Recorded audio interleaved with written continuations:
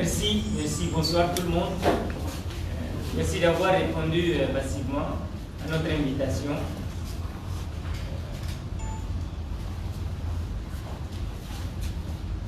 Nous allons nous entretenir avec vous aujourd'hui par rapport aux 60 années d'indépendance du Tchad. 60 années pour un pays, c'est peu. Dans la vie d'un homme, certes, c'est beaucoup.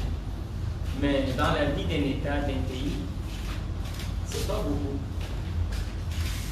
Et discuter des 60 ans d'existence d'un pays requiert beaucoup plus d'empathie et de délicatesse.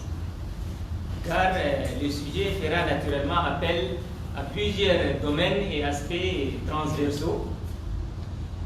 Mais je tenterai, autant que faire se peut, pour éclairer la lanterne du public par rapport aux questions qui seront posées. Notre pays a connu les indépendances, oui, le 11 août 1960. Le Tchad a fait son bonhomme de chemin.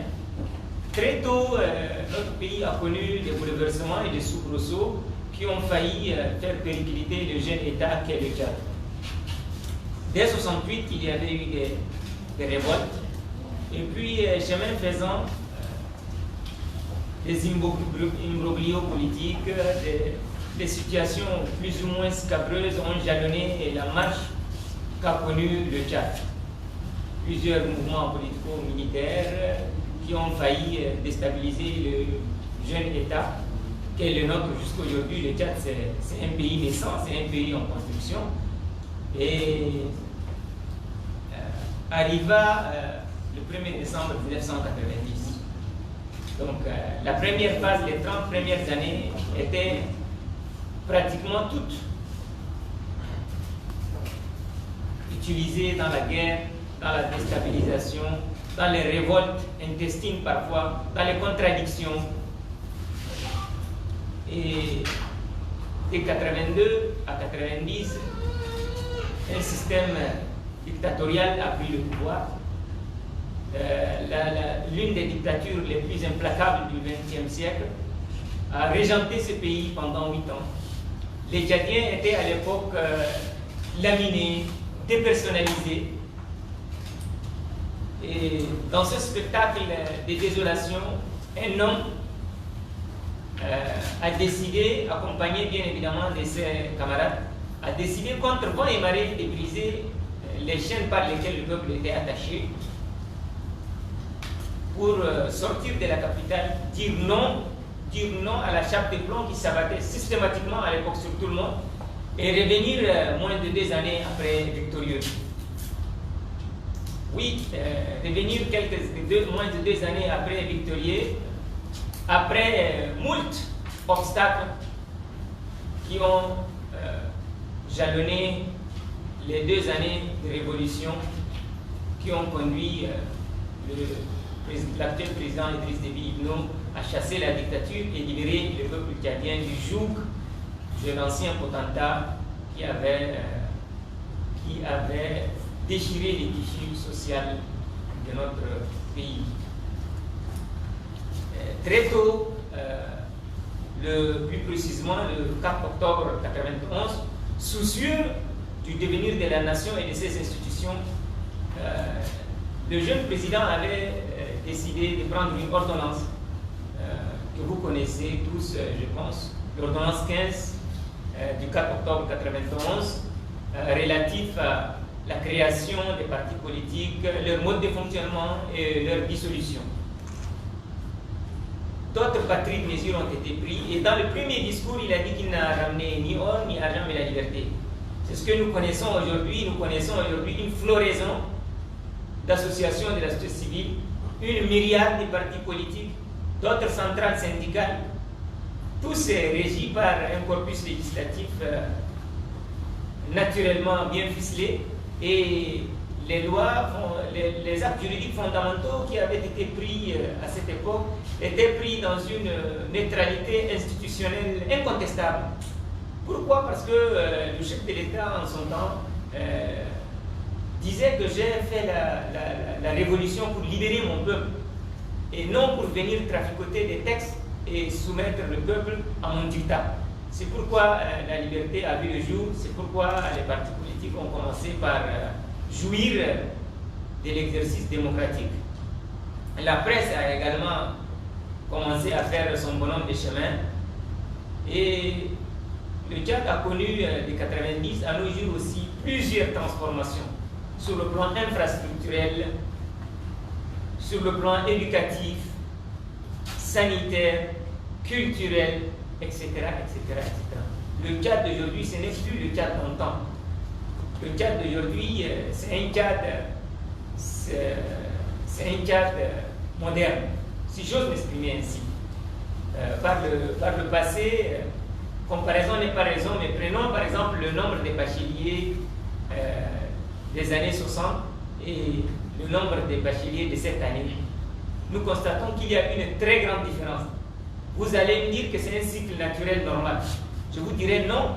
Je vous dirais niet. Pourquoi? Parce que je pense, à mon humble avis, qu'il y a eu des efforts énormes qui ont été consentis pour que ce pays fragile soit nanti d'institutions solides pouvant permettre à la nation et à ses enfants d'avoir une bonne éducation, d'avoir une bonne santé, d'avoir la sécurité, surtout la sécurité et la paix, pour que nous connaissions ce que nous avons connu jusqu'au jour d'aujourd'hui.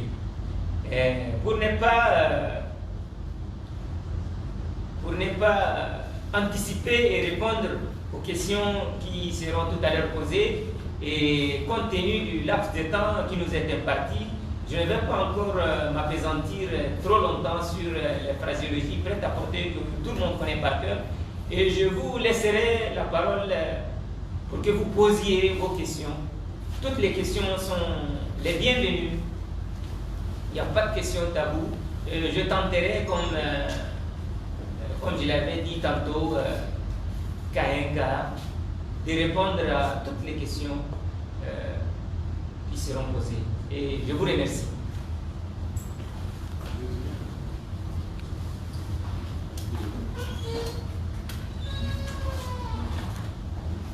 أخواني وأخواتي حبيت نكلم لكم باللغة العربية لأن في ازدواجية اللغة في بلدنا ويعني تتطلب مننا يعني استعمال اللغتين.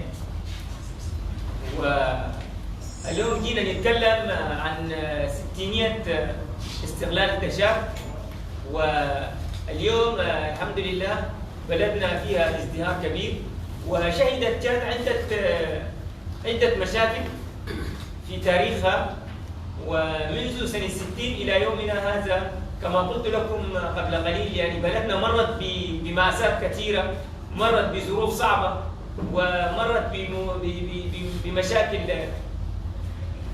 عسكرية وعدة يعني خلت بعض من المواطنين يشكوا في مسيرة البلد. ولكن مع ذلك الحمد لله اليوم البلد تنعم بالأمن وبالاستقرار وبالخير. وفي 60 عام المضى يعني 60 سنة في عمر الإنسان شبه نقوله شوية يعني كثير، لكن في عمر دولة مش كثير، ده شيء بسيط.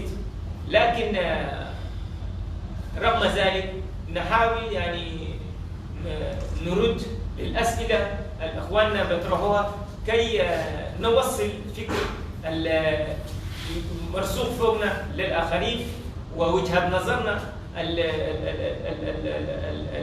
هي يعني لازم نبلغوها ونقدموها للآخرين عشان يسمحوا للجميع يعرف ماذا مر بتشاد وماذا مرت به تشاد وما هي التوجهات الجديدة والسلوك الجديدة والأمور الجديدة التي تمر بها بلدنا، وإن شاء الله بإذن تعالى نحاول نرد في مثل هذه الأسئلة إن شاء الله. وشكرا. شكرا. نشوف ثلاثة ناس هناك. الأمين. وأنت؟ الأمين جاي فين؟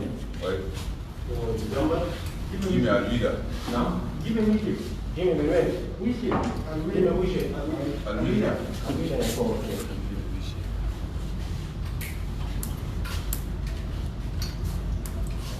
Ok.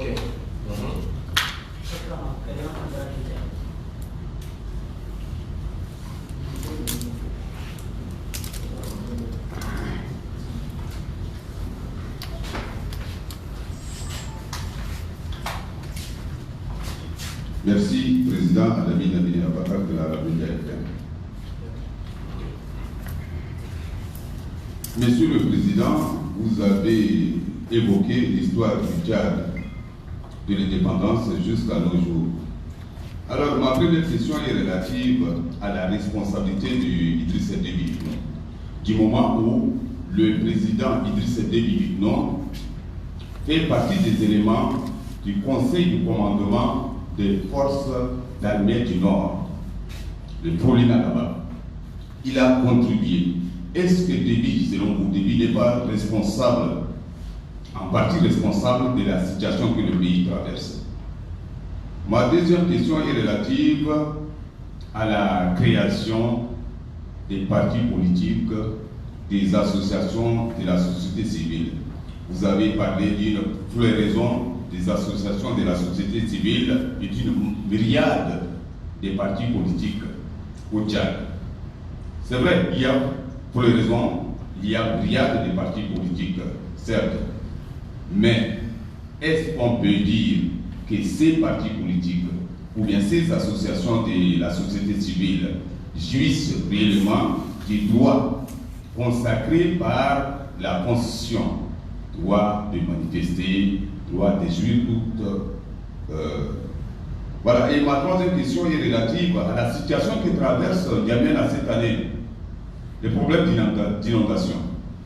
Est-ce que le pouvoir de Déby, du maréchal Déby, n'est-il pas aussi responsable de la situation dans laquelle se trouve N'Djamena en ce moment, d'où il y a un problème de mauvaise gestion et ainsi de suite? Est-ce que le pouvoir que vous soutenez nuit et jour n'est-il pas responsable? Merci, Monsieur le Président.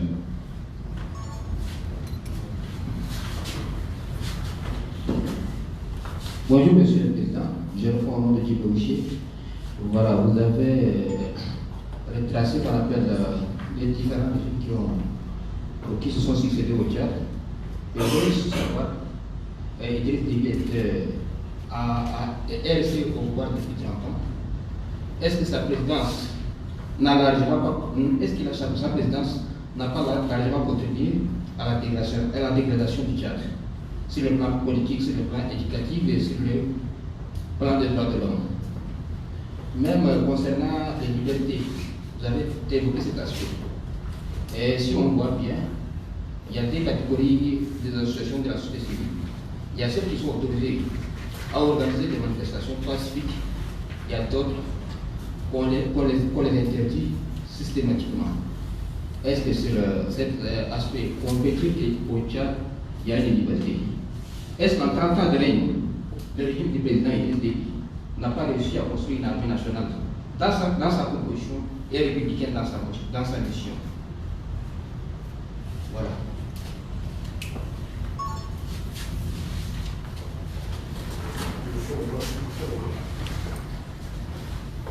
أكرم عبد الكريم أحمد الإذاعة الإنشائية. لدي سؤالين. السؤال الأول، سيد الرئيس، أنت قلت شهد منذ الاستقلال وحتى يومنا هذا شهدت العديد من التقلبات سواء الأمنية وغيرها التي تتمثل في عدم الاستقرار، ولكن من عام 1990 إلى يومنا هذا أنت قلت البلد يعني شهدت تطورا ملحوظا في مختلف المجالات. طيب، سؤالي، هل الحكومات التي تعاقبت هي لديها نفس الثروة التي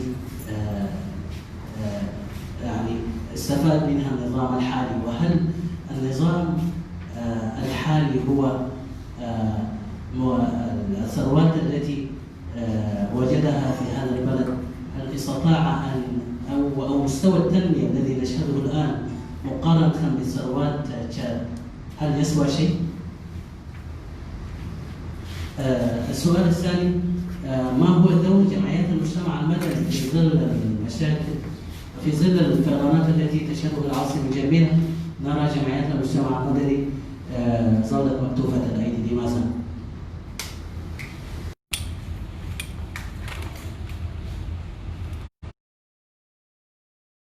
Merci pour vos différentes questions.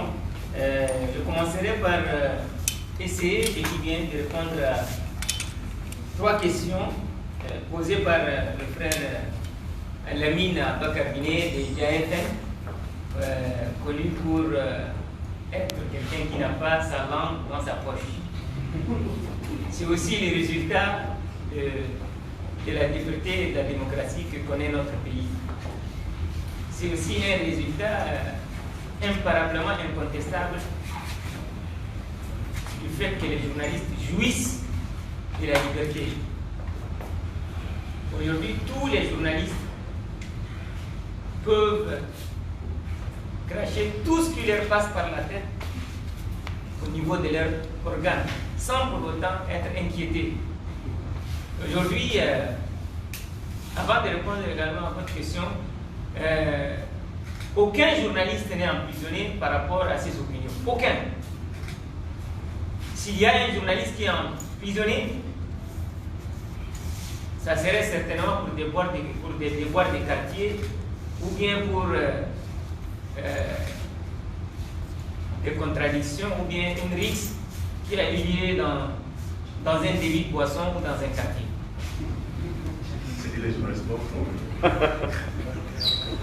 Parler de la responsabilité du président de la République par rapport à ce que le Tchad connaît aujourd'hui, il me paraît à bien des égards juste et idéal de dire que la responsabilité du président de la République, Driss Déby, est relativement prépondérante par rapport à ce que nous connaissons aujourd'hui. Un célèbre journaliste de la radio France disait qu'un homme sans histoire, un peuple sans histoire est un monde sans âme. L'on ne peut se prononcer par rapport à ce que nous connaissons si nous ne jetons pas une œillère rétrospective ou bien si nous ne regardons pas sur le rétroviseur pour voir qu'est-ce que nos aïeux avaient fait. Qu'est-ce que notre pays a connu? Certes, le Tchad a connu d'innombrables difficultés, beaucoup de problèmes. Et la responsabilité, quelque part, elle est partagée. Elle est partagée entre 3 parties. Il y a une triptyque, de mon point de vue. La première responsabilité, elle est celle du colon, qui a laissé un pays exempt, qui a laissé un pays dépourvu de toute infrastructure. La seconde responsabilité est la responsabilité des acteurs politiques, qui n'est pas des moindres, bien évidemment. Et la troisième responsabilité, qui n'est pas à ignorer, est aussi celle de nous tous, de la population. Le colonisateur avait massacré notre peuple. Avant qu'il n'entre,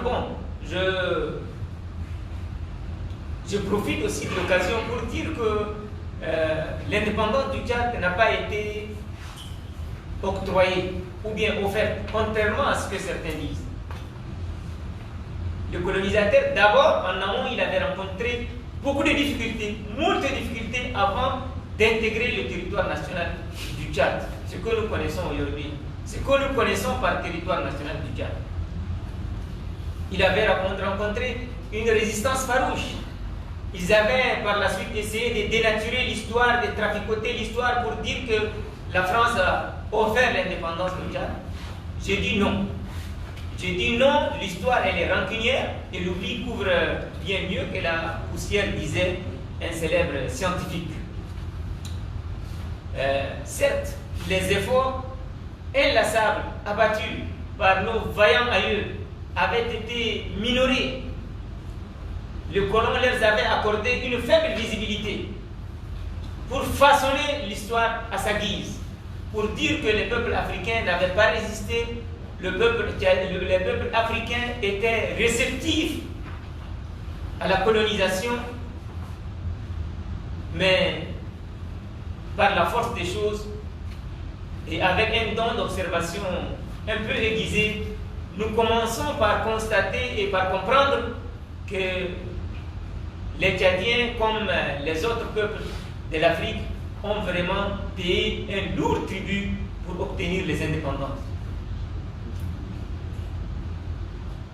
La responsabilité du colonisateur, l'on ne pourra la résumer au jour d'aujourd'hui, mais j'essaierai, autant que faire se peut, de répondre de façon lapidaire pour laisser le reste des journalistes aussi poser leurs questions.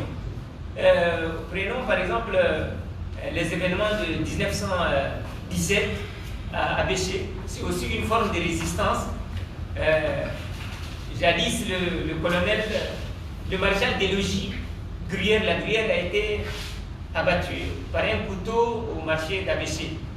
Le lendemain, les colonisateurs qui n'avaient pas une emprise, la colonisation en 7 ans n'était pas directe, était semi-directe. Donc, et puis il y a des résistances partout. Le lendemain, ils ont fait ce qu'on appelait le massacre de Koukouk. Ils ont abattu des paisibles citoyens qui dormaient chez eux, ou bien pour certains qui se trouvaient dans leur lieu de culte. Et la résistance a continué dans le grand BT qui n'a jamais courbé les chines contre le colonisateur. Dans le Wadifir, pareil, et dans la région méridionale du pays aussi, les gens avaient résisté. Et donc cette résistance a continué, et puis comme il y a plusieurs pays qui étaient sous le joug du colonisateur, le poids était tel que le colonisateur ne pouvait plus continuer par pérenniser son système de prédation des ressources africaines et de tuerie des populations et des masses populaires. Oumniobé, au sud du Cameroun, leur rendait la vie difficile. Ils avaient une maille à partir avec les résistants camerounais. Et à l'époque, Sundiata Keïta, au Mali, et puis la défaite française de 1919 contre les Touaregs à Tombouctou. Donc il y a une multitude de défaites qui justifient à suffisance que les Africains n'étaient pas restés motus bouche cousue ou bien les bras ballants face aux colonisateurs. C'est vrai, oui, le colonisateur a essayé de masquer la réalité pour essayer de faire ingurgiter au peuple africain une histoire trafiquée, une histoire qui ne tient pas debout, pour tromper les peuples africains, pour tromper les populations. Vous êtes sans ignorer que la guerre d'Algérie en ce temps faisait souffrir le colonisateur. Il payait là-bas aussi un lourd tribut. De l'autre côté, il y avait eu la guerre d'Indochine. Les Africains avaient intervenu massivement. Et puis les Africains avaient intervenu aussi de façon décisive pour libérer la France. Face à cette situation, le colonisateur ne pouvait plus continuer dans son statu quo habituel. Donc il était obligé, et face aux résistances qui sont constatées un peu partout dans nos différents États, il a décidé de se débarrasser de ces colonies et leur accorder ce qui est entre guillemets aujourd'hui appelé indépendance. C'est des indépendances arrachées, conquises. Maintenant, comme il a laissé des pays exempts, des États-nations qui n'avaient rien comme institution, qui n'avaient rien comme infrastructure, qu'on devrait naturellement connaître des balbutiements au tout début. Et puis pour être plus factuel et continuer dans le sens de la question que M. Alamine a posée, je voudrais dire que très tôt, il y avait eu des mouvements de révolte. Et ces révoltes avaient pour causalité endogène, si j'ose m'exprimer ainsi, la gestion de la chose publique. Très tôt, le multipartisme a été dissous. Le premier président avait dissous le multipartisme. Et puis, c'était une dictature qui régentait, une dictature qui essayait de s'implanter au niveau du pays. Il y avait eu des contestations, il y avait eu des révoltes, la révolte de Mangalimé et en 68, et chemin faisant, l'avènement du Frolina a eu lieu. Le Frolina a été créé en son temps pour défendre la liberté, pour ramener la paix et l'égalité surtout l'égalité entre les citoyens. Et le Frolina, c'était un mouvement hétéroclite, composé de plusieurs fractions qui avaient chacun un agenda quelque part contradictoire avec l'orientation générale de cette organisation. Donc le pays avait connu des troubles, beaucoup de troubles. Il y avait eu la première intervention française qui avait vu le jour suite à une demande récente adressée par l'ancien président Tombalbaye à la France, qui demandait à ce qu'un corps expéditionnaire descende au Tibesti pour chasser la rébellion dirigée en ce temps par M. Abassili. Ce corps expéditionnaire de l'opération Manta, je crois, avait connu beaucoup de difficultés parce que les gens dans ces contrées accidentées connaissaient déjà l'art de la guerre et c'était très difficile de les déloger. Et puis, en ce temps, le président de la République, l'actuel président de la République, était très jeune. Il n'était pas là, il n'avait aucune responsabilité au sein du Frolina. Et c'était un jeune élève. Et par la suite, le jeune a grandi et il a intégré l'école interarmée de N'Djamena suite à un bac scientifique. Donc, une fois fini, il avait intégré l'une des tendances qui faisait la guerre en ce temps.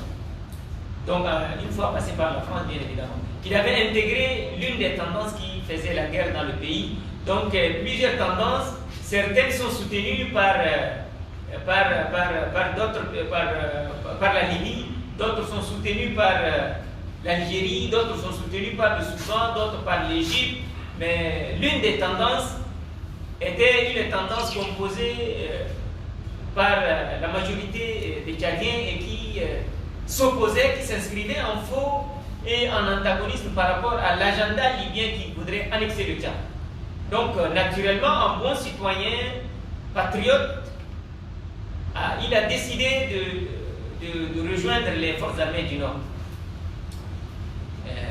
Téméraire qu'il est, il a réussi très jeune, avant même l'âge de 30 ans, d'être le chef d'état-major général adjoint des femmes, qui avait par la suite pris le pouvoir à N'Djamena. De 82 à 90. Mais de 82 à 90, le pouvoir de l'époque, comme je l'avais dit tantôt, avait opprimé le peuple tchadien. Les Tchadiens étaient opprimés, ils étaient réprimés, ils étaient déprimés, ils étaient fauchés, ils étaient dépersonnalisés. Ils ne savaient à quel sein se vouer. Les journalistes étaient condamnés systématiquement à l'embastillement. Il n'y avait aucune liberté. Et c'était l'époque où les gens disaient trivialement, les murs avaient des oreilles. Les gens avaient peur. Personne n'écrivait, personne ne critiquait. D'ailleurs, je suis sidéré si aujourd'hui je constate que certains râlent à longueur de journée que la liberté n'existait pas au Tchad. Ils auraient dû râler autant quand les libertés étaient inexistantes.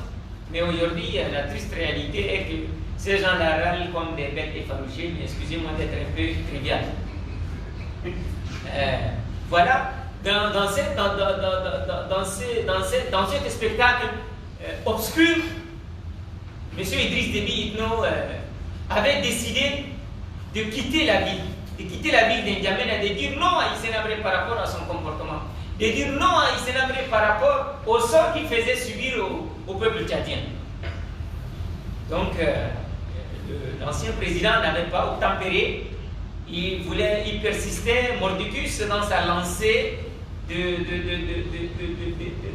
tuer, de massacrer, d'égorger les Tchadiens. et de refuser la démocratie. Donc il avait décidé de quitter la ville, comme je l'avais dit tout à l'heure, et de se reconstituer et de revenir moins de 2 années après en victorieux pour libérer le peuple tchadien du joug de la dictature, l'une des dictatures la plus implacable du XXe siècle. Sur ce point, sa responsabilité historique, elle est méritoire. Je dirais qu'elle est méritoire, pourquoi? Parce qu'il a été le seul en ce temps qui a dit non, qui a dit non, qui a dit non, qui a dit que le peuple tchadien ne devrait pas continuer par subir les dictats de ces sanguinaires, de ce potentat sanguinolent.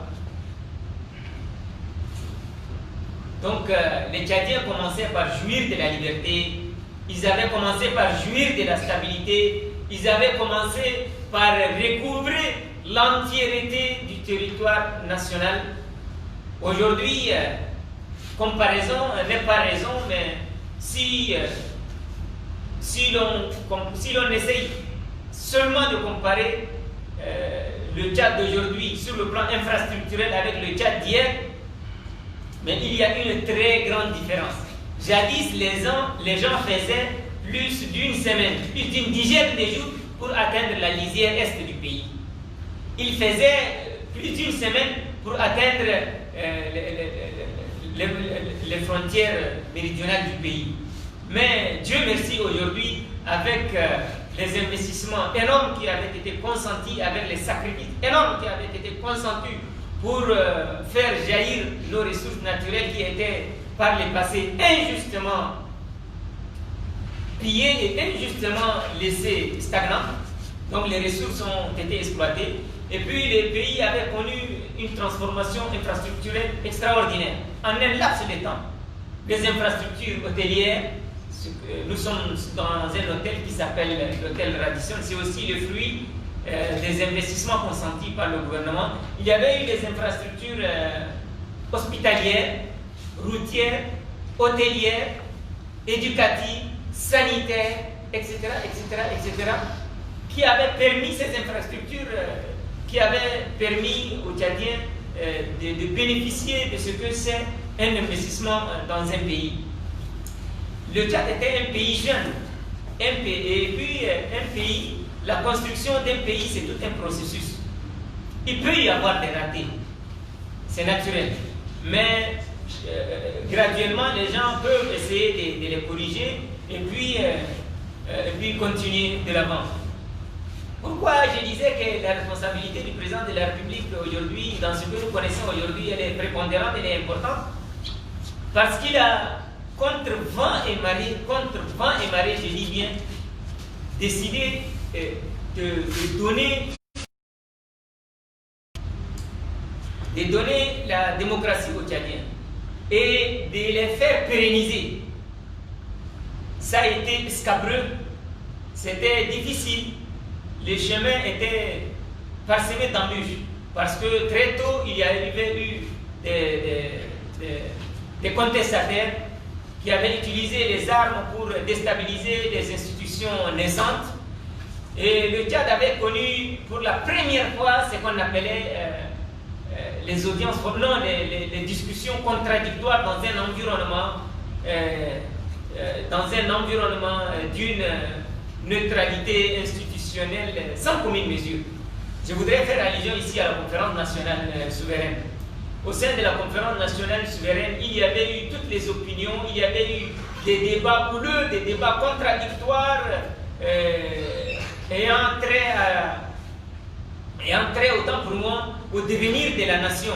Chacun avait ramené sa pierre de contribution. Et au final, toutes les différentes forces vives du pays se sont entendues pour mettre en place la première constitution de 1996. Et par la suite, nous avons connu les élections présidentielles qui avaient ramené le président de la République au pouvoir.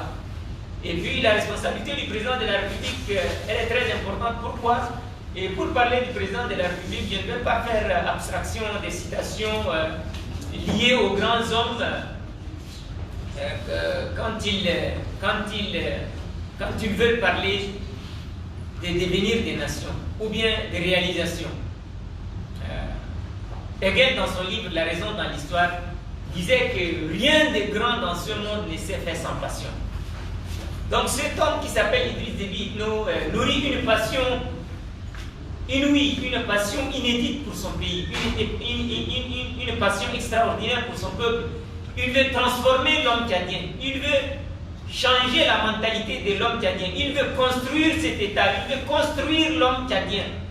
C'est pourquoi il s'est investi de façon inlassable pour nous offrir ce que nous connaissons aujourd'hui, la liberté et la démocratie. Parler du président de la République va nous prendre pratiquement beaucoup de temps, mais comme le laps de temps qui nous est imparti est trop court, je vais continuer pour répondre à M. Alamine Biné par rapport à la seconde question qui est liée aux partis politiques. Et aux associations de la société civile. Nous avons connu au Tchad les associations de la société civile. Et vous conviendrez avec moi que les associations de la société civile sont régies par l'ordonnance 27 de 1962. Mais cette ordonnance n'avait jamais été respectée. Pour la première fois, il a été respecté après l'avènement de la démocratie et de la liberté dans notre pays. Donc il y a eu une floraison d'associations de la société civile, les unes extraordinaires que les autres. Et nous avons aujourd'hui plus de 200 associations de la société civile, plus de 200 partis politiques. Certains partis politiques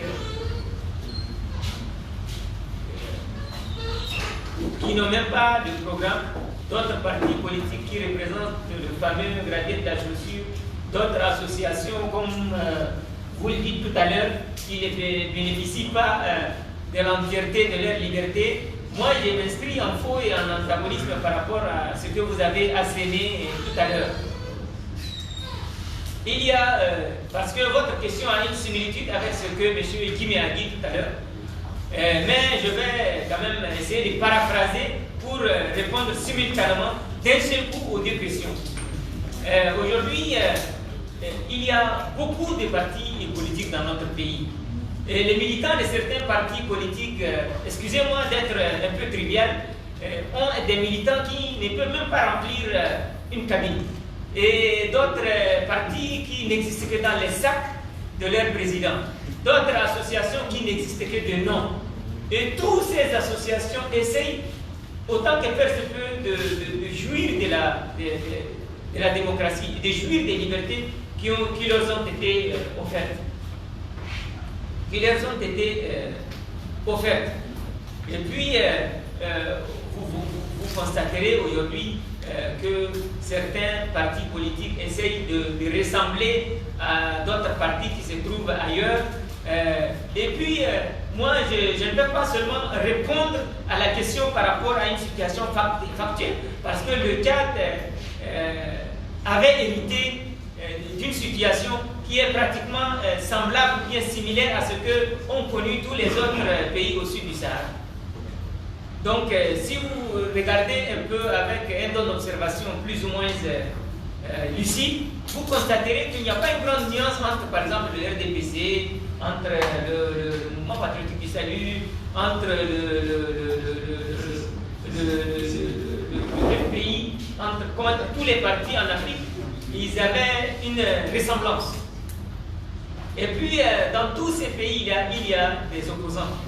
Nous connaissons des opposants qui sont aujourd'hui au pouvoir. Macky Sall était dans l'opposition par le passé. Alpha Condé était dans l'opposition dans les années passées. Roch-Marc Christian Kaboré était dans l'opposition dans les années passées. Et aujourd'hui, ils sont arrivés au pouvoir. Et est-ce que les Ivoiriens, les Sénégalais, les Burkinabés, les Nigériens et les Maliens vivent mieux que les régimes précédents? Je ne pense pas. Ces opposants-là avaient anathémisé le pouvoir qui était existant à l'époque. Ils les avaient accusés de tous les noms d'oiseaux. Ils les avaient qualifiés de tous les superlatifs. Que si jamais eux ils arrivent au pouvoir, la situation allait changer. Si eux, ils arrivaient au pouvoir, la situation, le quotidien des Africains allait changer. Mais hélas, nous avons constaté que c'est pratiquement une continuité. C'est pratiquement une continuité dans la mesure où les Africains avaient reçu comme legs une situation très difficile. Le colonisateur ne nous avait pas aidés. Ils avaient par exemple laissé au Tchad moins de 3 bacheliers. Ils avaient laissé au Cameroun pratiquement pas de chemin de fer. Il n'a rien laissé. C'est-à-dire qu'il a régenté pendant un demi-siècle dans nos pays. Il n'a rien fait. Il n'a laissé que la désolation. Prenez par exemple les 30 dernières années seulement au Tchad et comparez-les avec ce que le colonisateur a fait. Aujourd'hui, vous avez des milliers de médecins, des milliers de juristes, des milliers d'ingénieurs. Tout ça, c'est le fruit du travail inlassable qu'avaient abattu les institutions qui avaient géré nos pays. Mais malheureusement, certains de nos opposants, je dis bien, n'essayent pas de voir la réalité de façon objective. Ils font de la politique par effraction. Certains font preuve de légèreté d'analyse et de confusion délibérée et tendancieuse quand ils accusent le pouvoir. Et je suis persuadé que s'ils prennent la place de ceux qui dirigent le pays aujourd'hui, ils feront pire. Ils ne pourront pas faire mieux que ce que nous connaissons aujourd'hui. Aujourd'hui, nous connaissons la stabilité et la paix. Nous connaissons le développement. Mais je doute fort que ces opposants qui sont aujourd'hui en train de ramer à contre-courant pour dire que le pays va mal ne pourront pas faire mieux. Ils se reconnaissent dans ce que j'ai dit. Par exemple, vous prenez Ousmane Sonko au Sénégal, vous prenez Gilles Christ Olympio au Togo, vous prenez le combattant de la liberté économique en Afrique du Sud, Julius Malema, vous prenez Cabral Libi ici, vous prenez au Tchad par exemple Nasra Dimasnga. Ils sont nombreux ces opposants aujourd'hui qui accusent le pouvoir, qui disent que le pouvoir ne fait rien. Mais ils ne pourront pas faire mieux si jamais ils arrivent à prendre les rênes du pays. C'est pourquoi moi, de mon point de vue et à mon humble avis, je pense que chacun doit essayer de se décharger du lourd passif émotionnel et sensationnel qui l'anime quand il veut se prononcer par rapport à la gestion de son pays. Et aussi, je voudrais répondre à la question relative aux inondations. Monsieur Alamine Bini, conviendrait avec moi que N'Djamena est assis sur un lit. Et puis la construction d'un pays, je l'avais dit au tout début de mon intervention, que c'est un processus. C'est un processus. Et puis, si vous constatez aussi encore, et ce n'est pas seulement au Tchad, c'est un peu partout en Afrique, au sud du Sahara, les villes ne croissent pas. Les villes s'élargissent. Et un élargissement suppose plus d'infrastructures hydriques, plus d'infrastructures pour transporter l'électricité, plus d'infrastructures pour la sécurité. Il faut mettre du carburant pour la police pour qu'elle atteigne les faubourgs de la ville. Il faut mettre des moyens pour construire des commissariats, pour construire des centres de santé, pour construire des districts, pour construire des hôpitaux. Là où il y a un lotissement qui a atteint 80%, les pouvoirs publics sont obligés d'être présents pour assurer la continuité de l'État. Donc toute cette situation-là fait que l'agrandissement des villes met nos pouvoirs publics dans une situation très délicate. Dans une situation très délicate. Pourquoi? Parce que nos ressources ne sont pas très importantes. Et puis, vous êtes sans ignorer qu'il y a aujourd'hui dans ce monde-là des lobbyistes qui cherchent à tout prix à freiner et à mettre les bâtons entre les roues pour que nos États au sud du Sahara n'évoluent pas, pour que nos États au sud du Sahara périclitent, pour que l'élan de développement que connaissent nos États soit annihilé. Et ces forces obscures ne laissent pas nos gouvernants gérer de façon rationnelle nos États. Tantôt ils sèment, ils créent des rébellions, tantôt ils financent des terroristes, tantôt ils se transforment en donneurs de leçons. Aujourd'hui, ils se sont malheureusement transformés en donneurs de leçons pour considérer nos États comme des élèves dans une salle de classe. On vous empêche par exemple d'intégrer des gens dans la fonction publique parce qu'il faut respecter un plan d'ajustement structurel, que sais-je, qui a été élaboré dans une officine extérieure située à, je ne sais pas, 10 000 km de chez nous. Et puis, je vais prendre un autre exemple pour les lier à ce que connaissent nos pouvoirs publics quand ils veulent intervenir pour le bien-être de la population. Meles Zenawi, c'était l'ancien Premier ministre éthiopien. Il avait fait la rébellion en son temps, il avait pris le pouvoir. Et puis, il y avait eu une controverse qui avait naquit en ce temps entre eux et les institutions de Bretton Woods. Robert Zedik, qui était en ce temps le président de la Banque mondiale, il disait à Meles Zenawi que les investissements, que l'argent que les bailleurs injectaient en Éthiopie ne devrait pas être utilisé pour construire des hôpitaux, pour construire encore davantage des écoles. Il faut que cet argent-là soit utilisé pour le fonctionnement des institutions déjà existantes. Mais lui, il a dit niet, il a dit non, ces dirigeants courageux. Il a dit non, moi je n'ai pas fait 17 ans de rébellion pour venir ici et plaire aux Occidentaux. J'ai fait la rébellion pour venir ici, pour que ma population jouisse du développement, pour que ma population puisse goûter aux fruits du développement, pour que ma population puisse jouir des investissements que je vais faire. Et puis, il a dit, votre arithmétique ahurissante que vous pondez à Washington ne corrobore pas avec ce que mes populations vivent. Mes populations aujourd'hui en Éthiopie veulent de l'eau, elles veulent des routes, elles veulent le chemin de fer, etc., etc., etc. Et puis si je vais prendre l'argent que vous allez nous donner, cette aide publique au développement entre guillemets que vous allez nous donner, et nous allons utiliser ça pour le fonctionnement des institutions existantes, je pense que cela va à l'encontre des desiderata de mon peuple et ça va à l'encontre du mouvement que j'ai dirigé, qui aujourd'hui dirige l'Éthiopie. Et donc, cet exemple a une corrélation directe avec les investissements que nos dirigeants font ici en Afrique. Mais par le courage, la lucidité et l'engagement de notre président de la République, nous avons connu ce que nous connaissons.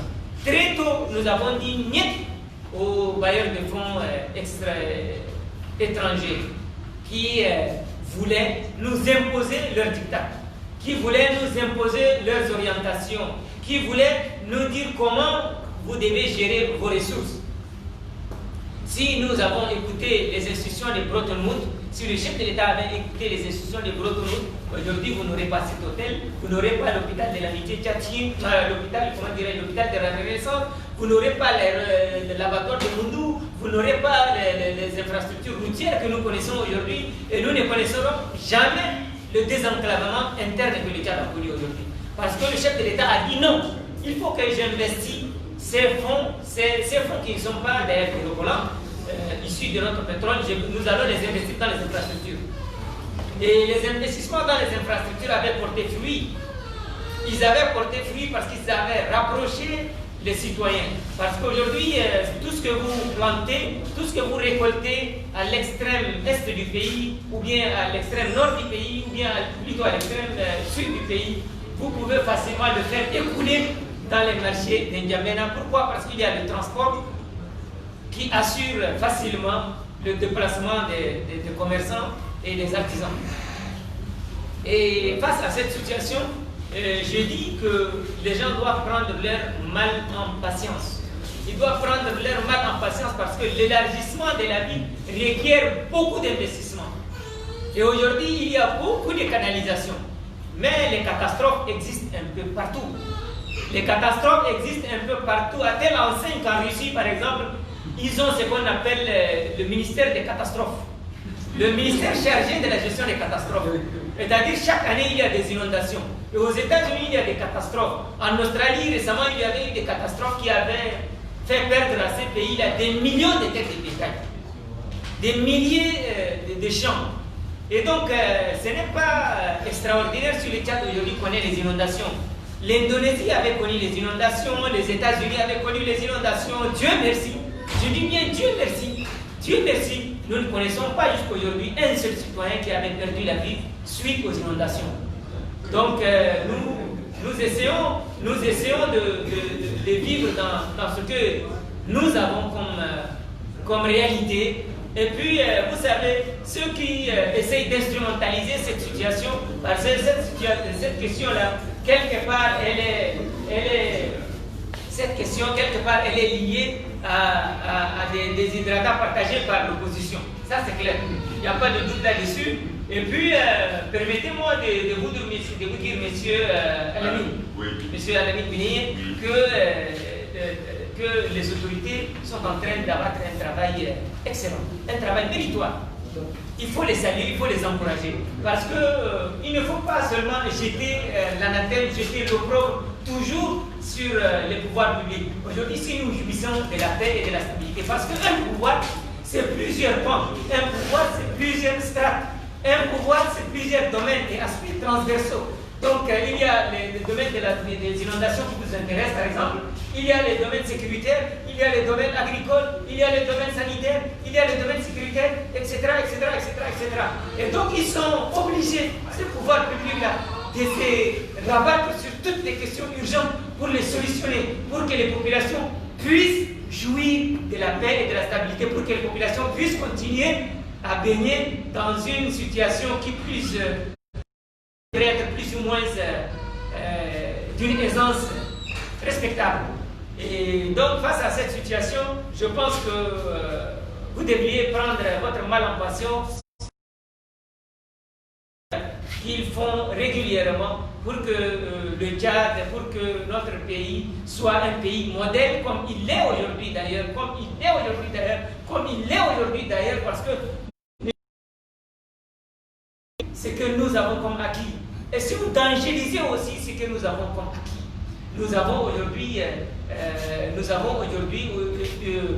la stabilité. Et cette stabilité ne fait pas que les heureux. C'est pourquoi certains parangons du malheur essayent de dire qu'au Tchad, il n'y a que les inondations. Certains ont poussé les Rubicons jusqu'à dire qu'au Tchad, il y a la faim. Non, au Tchad, il n'y aura jamais la faim. Parce qu'il y a les pouvoirs publics qui investissent des moyens colossaux pour que les Tchadiens ne souffrent pas. Les pouvoirs publics ont investi de façon relativement particulière pour que les Tchadiens puissent au moins être épargnés des aléas de la nature. Aujourd'hui, si le NASA aujourd'hui bénéficie des fonds importants pour acquérir des vivres et les redistribuer, je crois que ce n'est pas quelque chose à minorer. Il faut saluer ce genre d'action et puis, chemin faisant, notre pays ira de mieux en mieux, je pense. Et comme le temps qui nous est imparti n'est pas assez long, je vais essayer d'aborder de manière furtive la question que mon frère Guy Miché Dalvin avait posée tout à l'heure par rapport, comment dirais-je, aux libertés associatives, quand ils disent qu'aujourd'hui il y a certaines associations qui sont autorisées, d'autres qui ne le sont pas. Moi je m'inscris en faux et en antagonisme par rapport à ça. Ça c'est un sophisme extrêmement classique. Ce qui se passe aujourd'hui dans notre pays est inédit. Les gens doivent saluer ce que connaît notre pays comme liberté. Aujourd'hui, il y a des associations qui représentent, comme je l'avais dit tout à l'heure, le fameux gravier de la chaussure. Ils ne représentent rien, pratiquement rien. Mais malgré ça, ils essayent de nous rabâcher les oreilles par des messages haineux, des messages qui appellent les gens à se désunir, des messages qui appellent les uns et les autres à appréhender la réalité sous un angle négatif. Tous ces genres de choses doivent être bannis de la société. Et puis les associations sont toutes régies par les mêmes textes, mais ne sont pas toutes, bien évidemment, ne sont pas toutes, bien évidemment, comment dirais-je, nourries ou bien guidées par de bonnes intentions. Elles ne sont pas toutes guidées par les bonnes intentions parce que certains responsables de ces associations sont d'une inconséquence incroyable.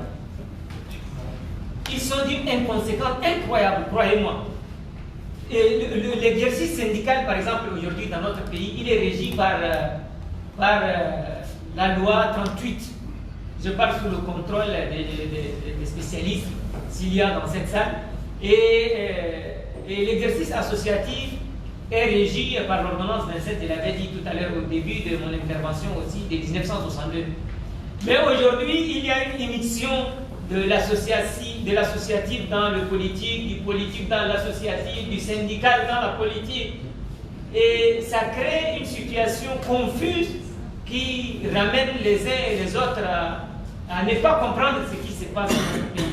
Aujourd'hui, vous trouverez des soi-disant présidents d'associations de défense des droits, improvisent présidents des partis politiques, ou bien un magasin où il faut jeter n'importe quoi, n'importe où. Mais attention, nous ne vivons pas dans l'époque des troglodytes quand même. Nous vivons où le plus grand par excellence dévore le plus petit par préférence. Nous vivons dans un État contemporain, moderne, qui a des institutions qui doivent être respectées. Nous avons des actes juridiques fondamentaux dans ces pays qui nous régissent. Nous vivons dans une société dans laquelle, en principe, mon droit, ma liberté devrait s'arrêter là où commence celle de l'autre. Et même malheureusement, les présidents de ces associations, ils essayent de discréditer le pouvoir public, ils essayent de s'aimer les germes de la division, les germes de la haine, les germes de la déstabilisation, les germes, comment dirais-je, même du terrorisme. Certains font même l'apologie du terrorisme. Je vais vous prendre, comment dirais-je, un petit exemple par rapport à l'agissement de certains lanceurs d'alerte, que je cherche son nom. C'est un Américain du nom de Thomas Andrews Drake. Thomas Andrews Drake, c'est un lanceur d'alerte né en Louisiane. Ce monsieur avait été même décoré. Mais une fois rentré aux États-Unis, travaillant au sein de la NSA, il avait commencé par dénoncer la corruption qui sévissait au sein de cette structure américaine. Directement, les autorités de ce pays-là avaient pris comme argument une loi liberticide, à mon humble avis, liberticide, la loi, comment dirais-je, la loi Espionnage Act of 1917. Cette loi-là, pour le réprimer, pour lui dire que monsieur, vous êtes en train d'attenter à la stabilité du pays, vous êtes en train de porter atteinte à la sécurité des institutions américaines. Regardez comment ces pays, ils prétendent dire qu'ils sont des États démocratiques, qu'ils ont atteint un niveau, qu'ils ont atteint même le paroxysme de la construction institutionnelle. Mais malheureusement, ils embastillent les journalistes, ils arrêtent les lanceurs d'alerte, ils condamnent injustement. Mais ce qui se passe là-bas n'a pas été effectué dans notre pays. Mais nous disons non. Nous disons que les lois du pays, le droit est de portée générale. Et il est impersonnel. Il doit s'appliquer à tout le monde. Aujourd'hui, il y a des présidents d'associations de la société civile, ils jettent l'anathème, ils jettent l'opprobre, ils jettent des discrédits sur les institutions de la République. Mais ils bénéficient de l'impunité. Si aujourd'hui ils sont arrêtés, c'est des centaines d'autres voix malencontreuses qui vont venir dire que non, ils ont été arrêtés injustement, non, ils ont été privés de leurs droits. Non, mais quand même, respectons les institutions qui sont dans notre pays, respectons la liberté que nous connaissons et respectons les lois et règlements qui nous régissent. C'est pourquoi il y a une différence, monsieur Kim Ewiché, il y a une différence entre les associations. Vous ne pouvez pas accorder une autorisation, comment dirais-je, de manifester ou bien une autorisation d'exercice à une association qui va détruire le vivre ensemble, à une association qui va ruiner le développement que connaît notre pays. Par contre, vous allez vous en prendre différemment si vous êtes les pouvoirs publics face à une association qui respecte le corpus légal qui régit notre pays. Donc c'est pourquoi il y a une dichotomie entre les associations, il y a une différence nette entre les associations qui pullulent aujourd'hui dans notre pays. Vous êtes, sans ignorer mon frère, que le Tchad est aujourd'hui entouré par plusieurs foyers caractéristiques de l'insécurité au Sahel. Mais malgré cette situation, d'aucuns arrivent à utiliser des subterfuges pour dire que le pays va mal, pour attaquer leur propre pays, pour attaquer leurs propres compatriotes, pour jeter l'anathème sur les institutions de leur propre pays. Et soyez convaincus, soyez rassurés que nul ne peut se prévaloir si cette paix et cette stabilité disparaissent aujourd'hui. C'est pourquoi essayons d'être responsables, essayons d'être cohérents avec nous-mêmes pour éviter les poubelles de l'histoire. Certains responsables d'associations, certains responsables des partis politiques, pas tous bien évidemment, si l'on veut se prononcer par rapport à des questions pareilles, on doit être sélectif, on ne doit pas jeter tout le monde dans la même piscine, on ne doit pas jeter ceux qui savent nager et ceux qui ne savent pas nager dans la même piscine. Parmi ces gens-là, il y a une minorité qui fait très bien son travail, une minorité courageuse, je le dis bien, qui respecte les textes publics en vigueur, une minorité qui croit que le Tchad va bien, qui pense que le Tchad va très bien. Et puis, vous savez qu'un pays, c'est comme une équipe de football. Qui bien, qui moins bien, qui très bien, qui mauvais, qui médiocre. Mais ensemble, l'équipe joue son jeu pour gagner. Nous aussi, dans notre pays, c'est un ensemble hétéroclite. Mais essayons, transcendons nos différences, transcendons nos clivages et plaçons-nous au-dessus de nos différences. Ne nous regardons pas par des clichés ou bien des idées préconçues et puis sacrifions nos déshydratats personnels pour l'intérêt collectif et construisons ensemble notre pays pour que le Tchad puisse être un pays modèle comme il est aujourd'hui sur le plan sécuritaire, éducatif et également culturel. Voilà. Si on peut prendre d'autres questions.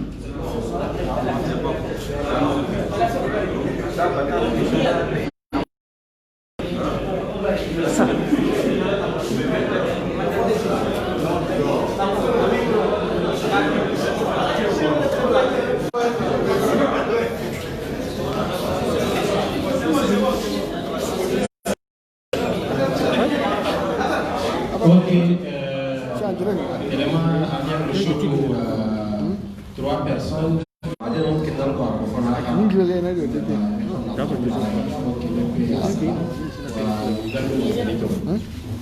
Moi je veux poser une question. Ok. Une minute. Hassan Moussa. Il n'y a pas eu de commentaire. Il n'y a pas de commentaire. Mohamed.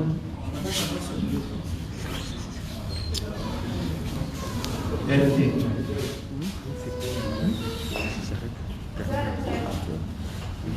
Quel organe?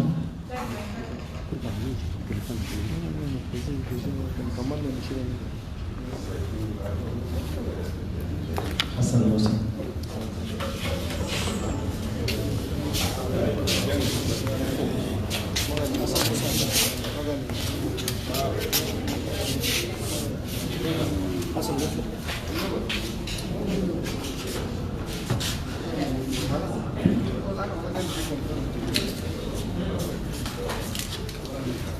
Moi, c'est Hassan Moussa.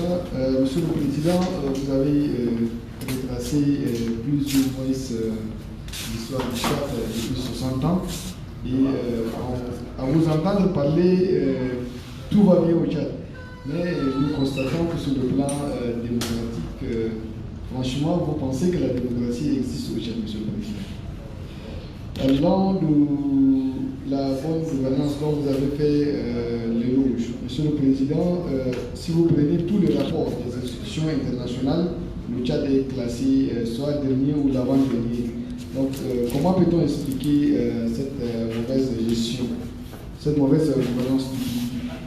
Le Tchad, c'est aussi, si vous prenez le rapport des institutions internationales, en termes de corruption, le Tchad est toujours mal placé. Comment peut-on expliquer que la corruption soit l'exécutif de ce que nous gouvernons? Qui dit corruption, mauvaise gestion, démocratie, dit aussi, Monsieur le Président, une bonne justice. Monsieur le Président, notre justice aujourd'hui n'existe que de nom. Comment peut-on expliquer un si beau pays que vous avez décrit avec une absence de justice? Merci. Mohamed Hassan Nasraddin, RNT.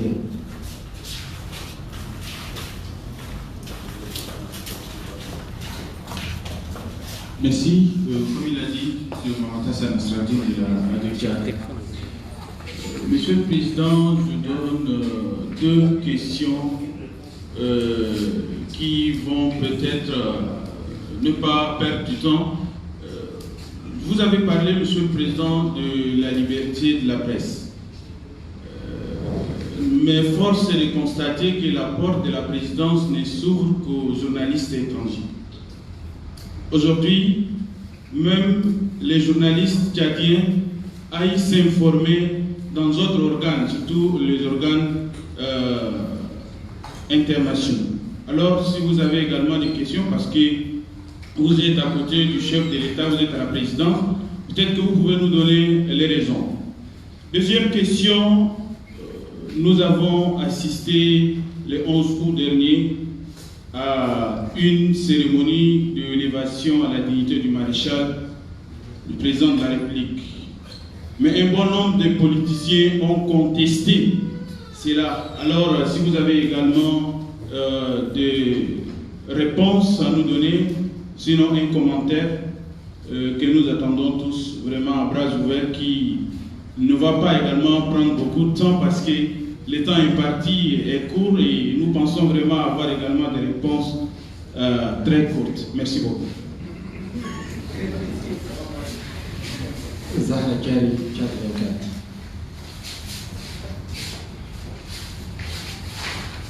Bonjour à tous. Ma question est la suivante. Récemment, la Commission nationale des droits de l'homme a publié un rapport sur la mort des détenus présumés de Boko Haram. Aujourd'hui, quel regard portez-vous sur les droits de l'homme au Tchad? Merci.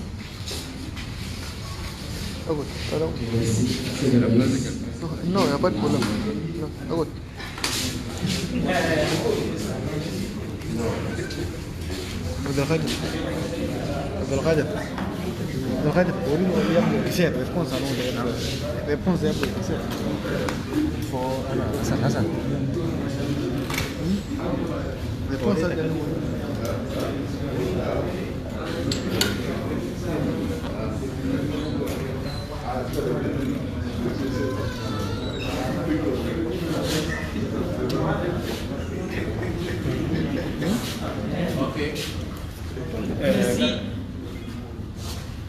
ممكن نضيف واحد ثاني واحد خلاص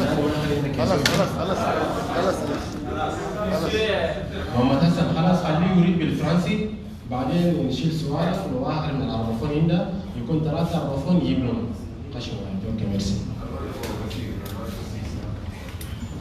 Monsieur Hassan Moussa, vous avez posé des questions,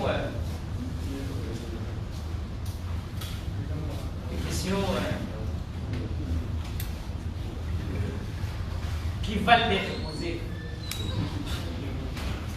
qui méritent d'être posées. Vous avez parlé de la démocratie. Existe-t-elle au Tchad ou pas?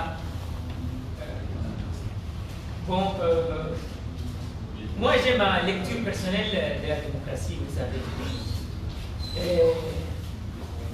D'abord, il faut que je vous dise qu'on doit, nous tous ici en Afrique, on doit se décoloniser mentalement pour se détacher, pour se soustraire du joug doctrinaire imposé par l'occidental sur nous. Nous avons nos réalités, nous avons nos habitudes, nous avons notre quotidien, nous avons nos mœurs qui ne s'accommodent guère aux réalités occidentales.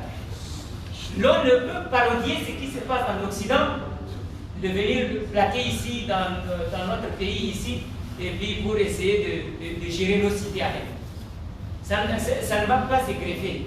C'est impossible parce que nous sommes différents, nous sommes des peuples différents, nous sommes différents des Espagnols, nous sommes différents des Américains, nous sommes différents des Français, comme les Français sont différents de nous, comme les Américains sont différents de nous. Et savez-vous que la démocratie à l'occidental, c'est la pire des dictatures. C'est la pire des dictatures. Pourquoi? Parce qu'elle permet au plus fort de dominer outrancièrement le plus faible. Celui qui gagne les élections, il opprime tous les autres. Pourquoi je dis ça? Il y a aujourd'hui dans ce monde contemporain là, deux types de démocratie. Il y a la démocratie politique et la démocratie sociale. La social-démocratie, comme eux aiment l'appeler. Et la démocratie politique, c'est-à-dire, elle n'a pour seul paramètre que la majorité. Donc, la majorité gouverne et la minorité est dans l'opposition. C'est ce qui se passe un peu partout en Europe. Vous prenez par exemple les bourgs, les conservateurs en Angleterre, quand ceux-là prennent le pouvoir, ils délaissent les autres, ils les chassent carrément de l'administration publique, ils gèrent le pays comme ils veulent, et le lendemain, 5 années ou 4 années après, quand ceux-là reviennent, ils font la même chose. C'est ça leur démocratie. Même aux États-Unis, quand les démocrates prennent le pouvoir, ou bien les républicains, ils font la même chose. Dernièrement, les républicains ont pris le pouvoir. Trump a carrément chassé 8000 agents de l'administration publique sous le prétexte qu'ils sont des démocrates et il va les supplanter, il va les remplacer carrément par des républicains. En France aussi, pratiquement, je ne vais pas dire que c'est la même chose, mais c'est pratiquement pareil. Quand la droite prend le pouvoir, la gauche est dans l'opposition, elle ne bénéficie de rien, sauf peut-être des exceptions. Par contre, nous, chez nous, la démocratie est différente. La démocratie, elle est différente. Pourquoi? Parce que notre démocratie est une démocratie sociale. Et la démocratie, c'est un processus de construction ad vitam. Elle est sujette à une amélioration quotidienne. Donc, la démocratie sociale, elle va au-delà de la première. C'est-à-dire que, qu'importe votre bord politique, vous avez droit à être soigné, qu'importe votre bord politique, vous avez le droit d'être associé dans la gestion de la chose politique, qu'importe votre opinion, qu'importe votre origine, qu'importe votre religion, qu'importe votre obédience, votre opinion politique, vous serez d'une manière ou d'une autre associé dans la gestion de la chose publique. C'est ça notre démocratie. Notre démocratie n'exclut personne. Notre démocratie n'exclut personne. Pourquoi elle n'exclut personne? Parce qu'elle est une démocratie sociale. Et puis, nous appelons, à travers cette tribune, les pouvoirs publics à encore davantage essayer de faire ressembler les textes qui régissent notre loi fondamentale à nos réalités. Il ne faut pas que nos réalités soient ignorées et en lieu de place on prend les réalités occidentales.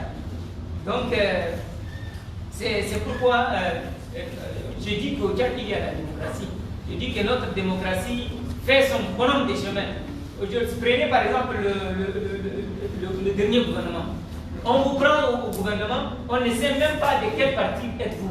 On ne sait même pas de quel bord politique êtes-vous. Mais juste parce que vous êtes tchadien, juste parce que vous avez quelque chose à proposer, juste parce que vous êtes d'une particularité quelconque, on vous prend. C'est ça la vraie démocratie. Vous n'êtes pas obligé d'appartenir à tel parti, vous n'êtes pas obligé d'appartenir à tel club, vous n'êtes pas obligé d'appartenir à telle corporation. Non, non, non, non. Pourvu que vous soyez tchadien. C'est ça la vraie démocratie. Et puis vous m'avez parlé de la bonne gouvernance. Vous avez dit qu'il y a la mauvaise gouvernance au Tchad. Moi, je suis contre ce terme de mauvaise gouvernance, de bonne gouvernance. Moi, je trouve que ça, là, c'est juste une appellation pompeuse. C'est un programme, hein, ça ressemble à ce qui a été fait par le passé contre les nazis. C'est-à-dire qu'ils inventent un truc pour embastiller les peuples. Et maintenant, leur désir, c'est de laisser les Africains dans leur état actuel. Vous savez, avant les indépendances, ils nous avaient massacrés, ils avaient tué les nôtres. Les indépendances étaient venues. Ça, c'est la première phase. Les indépendances étaient venues, nous avons arraché nos indépendances. La seconde période, ils ne pouvaient pas parler parce que le peuple venait de trouver la démocratie. Le peuple venait de rentrer dans la démocratie. Le peuple venait de respirer. Ils ne peuvent plus leur inculquer des idées nauséeuses et nauséabondes, les poussant à s'entre-déchirer. Ils ont attendu les années 70, ça c'est la deuxième phase. La deuxième phase, il y avait une embellie pétrolière en ce temps. Donc l'occidental ne pouvait guère inoculer ses idées. Il a attendu les années 90 pour inventer ce qu'ils appellent la corruption, ce qu'ils appellent la mauvaise gouvernance. La mauvaise gouvernance, la corruption existe en Occident, elle n'existe pas en Afrique. Nous ne les connaissons pas parce que nous n'avons pas encore des moyens importants pour mettre les paramètres et juger les uns et les autres.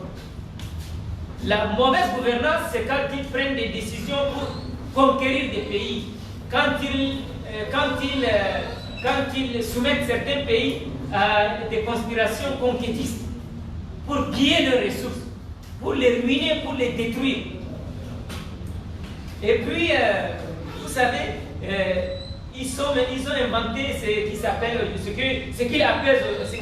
aujourd'hui pompeusement bonne gouvernance, les indices de bonne gouvernance, les critères de bonne gouvernance. Ce pays-là est mal géré, ce pays-là est bien géré, dans ce pays-là il y a la corruption, dans l'autre non. La vraie corruption, la vraie mauvaise gouvernance existe en Occident. Elle existe en Occident. Prenez par exemple les États-Unis, les plus grands corrupteurs, les plus grands corrompus existent là-bas. L'affaire Madoff, l'affaire Menendez,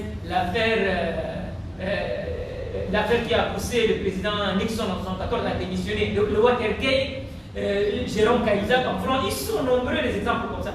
Mais jamais leurs officines ne daignent qualifier les États occidentaux de pays corrompus ou des pays dans lesquels il y a une mauvaise gouvernance. Non, ils sont motus, bouche cousue. Mais quand il s'agit de l'Afrique, il faut les embastiller, il faut les doiter, il faut dire que vous avez la mauvaise gouvernance. Et puis, ils ont inventé la planche à pied pour faire du faux bien pour que leurs États essayent d'avoir des économies importantes. Non, contre les lois qui régissent l'économie mondiale. Les plus grands corrompus, c'est eux.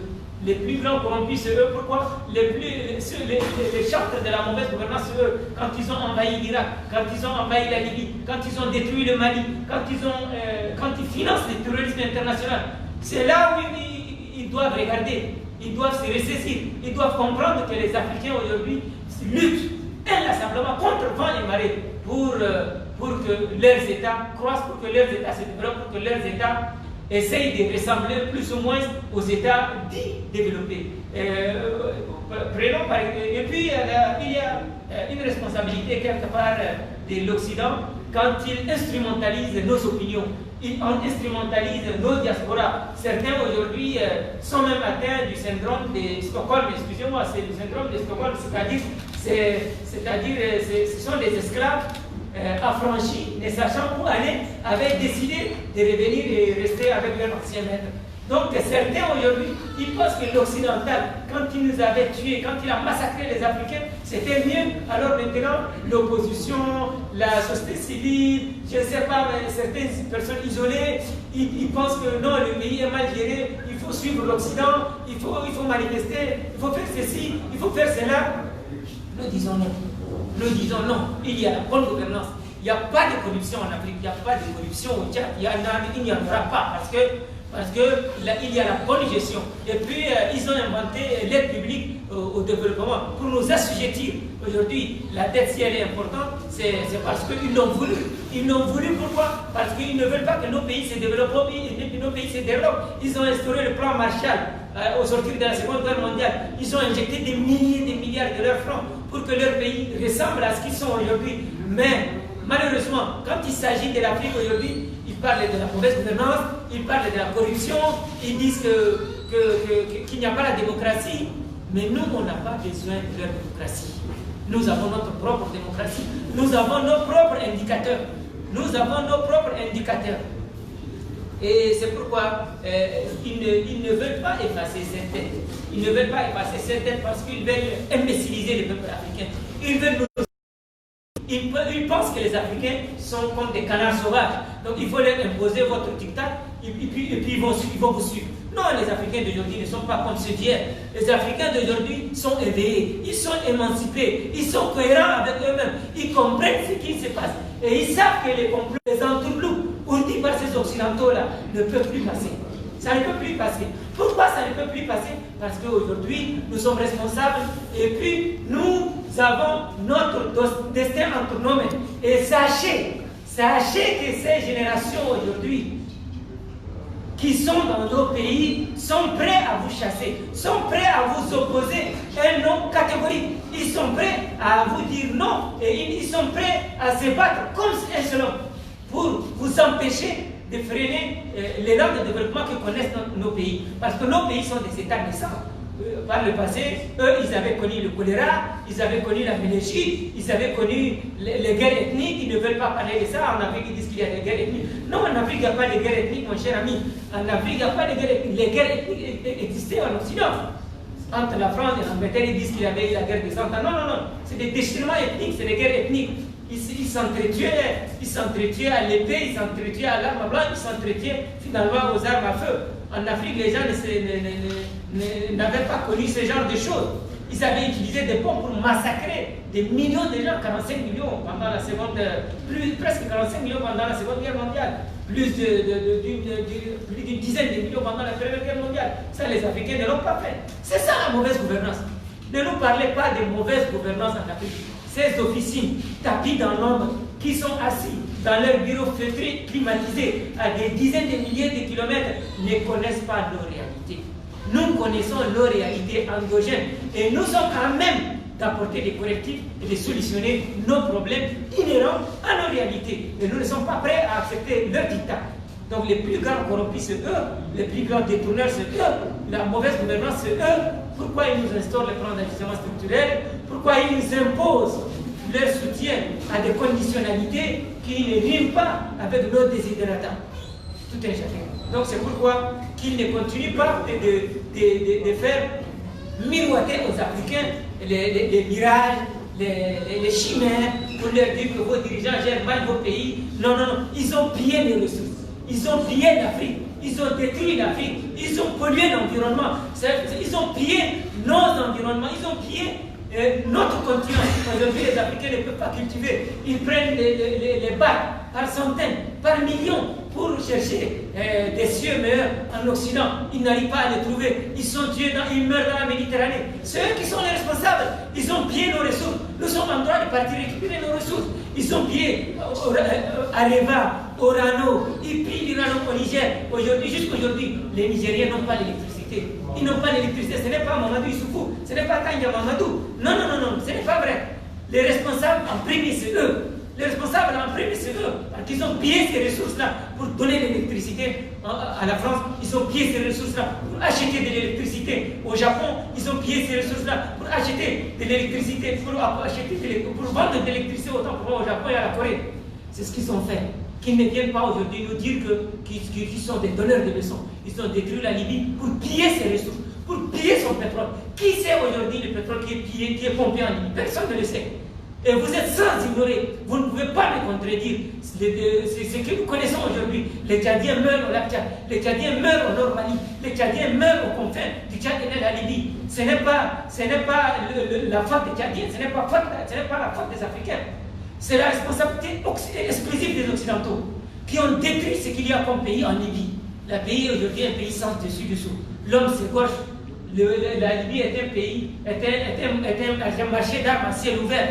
Les gens s'approvisionnent là-bas pour venir ici, tuer les gens. Il y a cela quelques années, il y a eu un attentat au marché central de N'Djamena. Non, ce n'est pas Boko Haram seulement, lui seul qui a ramené cette bombe-là et puis il a fait exploser au marché central de N'Djamena. Non, les armes-là viennent de quelque part. Et ces quelque part-là a été favorisé par leurs différentes interventions, que ce soit en Syrie, en Irak, en Libye, ici. Et puis s'ils trouvent les moyens, ils vont même intervenir un jour dans les États au sud du Sahara, militairement, pour tuer les Africains. Et ce jour-là n'arrivera jamais parce que les Africains aujourd'hui ont pris conscience. Les Africains aujourd'hui ont pris conscience. Et Albert Camus disait que le pire des citoyens est celui qui ne réagit pas face à sa situation. Et Kennedy, un visionnaire américain, il dit que le changer, c'est une loi de l'existence. Ceux qui ne regardent que le passé et le présent peuvent être certains de le futur. Mais sachez que je paraphrase ces scientifiques-là, non, cette politique-là, pour dire que les Cadiens, comme les Africains d'aujourd'hui, sont éveillés. Et ils sont en train de changer. Et changer, c'est une loi d'existence, comme je l'avais dit tout à l'heure. Et puis, Dante, je vais vous rabâcher les oreilles aujourd'hui avec les citations, excusez-moi, mais c'est peut-être Dante disait que les flammes de l'enfer brûleraient plus fort ceux qui, en période de grande crise morale, avaient cherché à garder, ou bien à observer la neutralité. Avons-nous le droit aujourd'hui d'observer la neutralité face au comportement rétrograde, obsolète et répréhensible des Occidentaux? Nous, non, je dirais non. Pourquoi? Parce que nous sommes en droit de soutenir nos États. Nous sommes en droit de soutenir nos faibles gouvernements avec leurs faibles ressources contre ces ennemis occidentaux, ces conquêtistes occidentales, ces hommes sans foi ni loi, qui plus est, sans probité morale, qui cherchent à détruire nos États, qui cherchent à nous piétiner, qui cherchent à nous traîner comme des moutons, qui cherchent à nous traîner moutonnièrement, qui cherchent à nous imbéciliser. Et nous n'accepterons jamais ça. Nous n'accepterons jamais cette situation. Qu'ils sachent et qu'ils apprennent, qu'ils désapprennent aussi, qu'ils essayent d'extraire de leur cerveau le fait que les Africains d'aujourd'hui sont comme les Africains d'hier. L'Afrique à papa, c'est terminé. L'Afrique à papa, c'est terminé. Les Africains d'aujourd'hui vont rester vent debout. Ils vont se serrer derrière leur gouvernement. Derrière leur gouvernement qui essaye de pousser la marche irréversible que connaissent nos différents États. Et nous serons derrière ce jour. Et puis, vous avez parlé de la justice, et puis de l'émission des pouvoirs publics dans la justice, dans la sphère judiciaire. Et le droit est de portée générale. Le droit est de portée générale. Monsieur Touba, vous avez l'habitude d'interviewer les juristes. Le droit est de portée générale et impersonnel. On ne peut pas tailler une loi sur mesure. Une loi pour protéger ses propres intérêts aux grandes dames de la majorité si jamais elle est opprimée. Et puis, il faut savoir qu'il y a deux types de magistrats.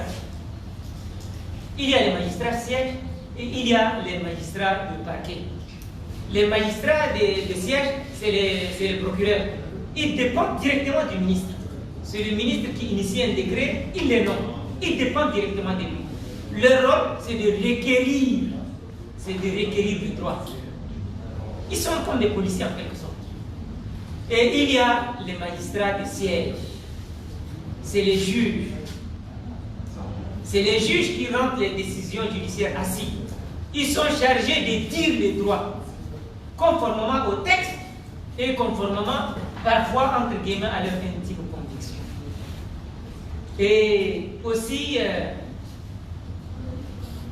ils bénéficient, ils jouissent, pour notre cas ici dans notre pays, ils jouissent de la protection du Conseil supérieur de la magistrature. Et ils sont aussi protégés par des textes. Ils sont aussi protégés par le statut d'indéboulonnabilité. Ils sont indéboulonnables. Vous, ministre, vous ne pouvez pas vous lever un de ces 4 matins et instruire un juge du siège. Vous ne pouvez pas, vous, ministre, vous lever un de ces 4 matins et dire au juge du siège de libérer telle personne ou de libérer un autre. Dieu merci. Aujourd'hui, nous connaissons la justice, la vraie justice. Nous connaissons la vraie justice, c'est pourquoi je vais faire un clin d'œil à ma soeur de Tchad 24 quand elle parlait de 44 personnes qui avaient été tuées. Et ne nous prononçons pas sur des affaires judiciaires. Moi, personnellement, je ne suis pas au fait de l'entièreté ou bien des modalités endogènes de cette affaire, mais en tant que citoyen, en tant qu'acteur de la société civile, quand même, je donnerai mon point de vue. Il faut être lucide parfois, il faut être animé parfois d'un esprit critique, et puis il faut essayer d'appréhender les choses avec beaucoup plus d'empathie et de délicatesse par rapport à des questions parfois qui sont sensibles. Et ces 44 personnes-là, ils auraient dû être tués si les gouvernants veulent sur le théâtre des combats. Mais non, ils les avaient conduits jusqu'en N'Djamena, c'est pour les juger. Ils les avaient conduits jusqu'en N'Djamena, c'est pour qu'ils répondent de leurs actes. C'est pour qu'ils répondent de leurs actes de terrorisme. Et si aujourd'hui, s'il y a des associations, excusez-moi le terme des associations, comment dirais-je, dirigées par des lampistes qui pensent que le gouvernement a mal agi, que les forces de sécurité ont mal agi dans le lac Tchad. Ah, mais je trouve qu'ils commettent un crime grave, qu'ils commettent des actions répréhensibles et condamnables. Attention, l'histoire nous jugera. Elle comme nous, l'histoire elle est incorruptible. Elle va nous juger par rapport à ce que nous posons aujourd'hui comme acte. Et hélas, je le dis bien hélas, il y a malheureusement, c'est une triste réalité, des gens qui font de la politique par effraction, de certains politiciens au crépuscule de leur vie, au soir de leur vie, qui pensent toujours qu'il faut prioriser leur propre intérêt au détriment de l'intérêt collectif, mais ils doivent comprendre que l'histoire les observe, l'histoire va les juger, et ils sont en train d'avancer droit vers la poubelle de l'histoire. Qu'ils fassent très attention. Qu'ils fassent très attention et qu'ils laissent la justice faire son travail. Qu'ils laissent la justice faire son travail, qu'ils laissent la justice faire son travail. Et puis, le juge du siège, lui, il est censé dire le droit. Et je vais vous prendre un exemple. Je vais vous prendre un exemple de la liberté de la justice, de la liberté de l'exercice du droit dans notre pays. Par le passé, le gouvernement a introduit au niveau de l'Assemblée nationale un projet de modification de certains articles de l'ancienne Constitution, dans ces articles 150 et 111, pour les modifier, concernant toujours le statut des juges. Pour vous répondre, le statut, les articles 150 et 171 et 150, je crois. 150 et 111. 150 et 111, et le projet a passé, l'Assemblée l'a adopté à une majorité, bien évidemment. Une fois arrivé au niveau du Conseil constitutionnel, qui était dirigé en son temps, si je ne me trompe pas, par M. Nakou Diamassou, les 9 sages avaient opposé un refus catégorique. Il avait dit non, ce projet-là est anticonstitutionnel et il ne passera pas. Voilà un exemple parmi tant d'autres de la maturité de notre justice. Voilà un exemple parmi tant d'autres de la maturité de notre démocratie à nous, pas la leur. Voici un exemple palpable, incontestable de notre démocratie, de la vraie démocratie que connaît notre pays. Et puis,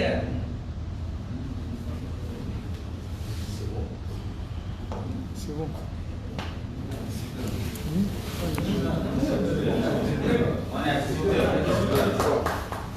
On a le journal qui passe. Ça va.